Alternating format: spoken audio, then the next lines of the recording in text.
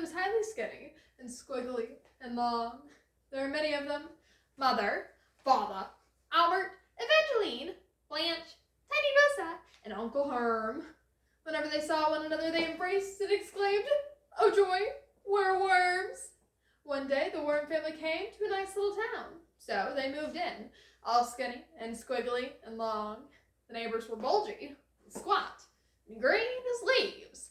"Burn, worm, worm," they cried, most unpleasantly. "Yes, indeed," the worms replied, utterly pleased to be. The neighbors threw things, like bells and old toothbrushes and mush. Gosh, the worm family didn't like that song. "We're moving on," said Father, "to where a worm is a glorious thing." So, off they plunged in their skinny car, and they sang a splendid worm song. "We are worms and we are proud. We are long and we are loud." Everyone has moved at some point in their life, whether it be houses, schools, jobs, etc. We all know how scary it can be to move to a new place. We have to make new friends, and that can take a lot of time and a couple of tries to find a group of people that we fit in with. That's why when I was younger, I always had my grandmother read me this book, because I moved schools 6 times. Therefore, I understood the struggle of trying to find your people very well. So I resonated with the worm family struggles, and I like to hear about them, so I knew I wasn't alone. And I think that's something we can all relate to.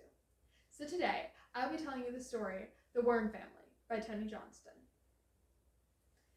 The worm family came to a charming spot, so they parked, and they squirmed, and they wiggled a lot, and they went about wormy things. Whenever they saw one another, they rollicked and exclaimed, "Oh joy, we're worms!"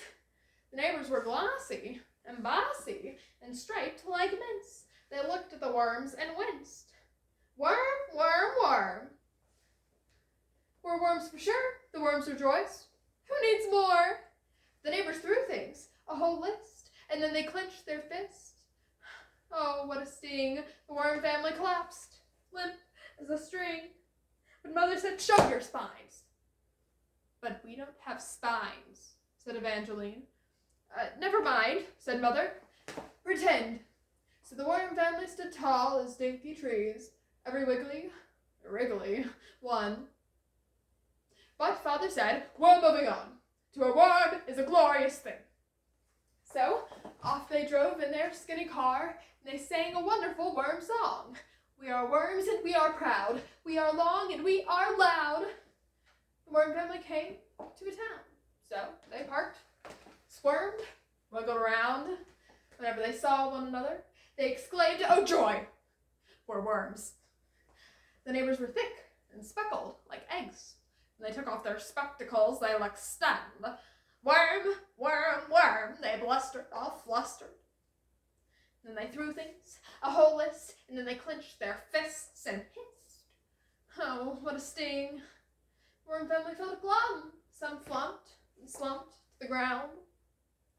But Mother said, "Stick out your chins." "But we don't have chins," said Blanche. "Never mind," said Mother. "Pretend." The worm family stuck out their chins, every last one. But still Father said, "We're moving on. To a worm is a glorious thing." "No! The worm stops here," boomed Uncle Herm. Uncle Herm stood firm. "We will show the world the glory of the worm." So the worm family settled down, and they sipped coffee downtown. And they went to museums and learned languages and regaled each other with thrilling poems. All the while they tipped their chins to the sun. One day, new neighbors came pounding on the door.